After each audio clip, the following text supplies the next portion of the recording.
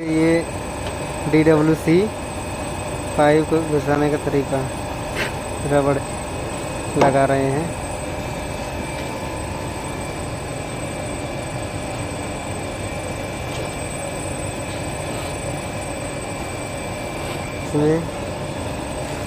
अब इसमें ग्रीस लगाएंगे रबड़ के ऊपर।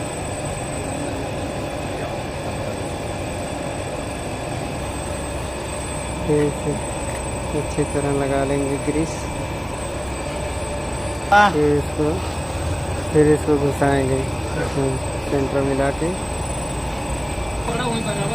देखिए इसे अब पुश करेंगे, उठा के इसे पकड़ के।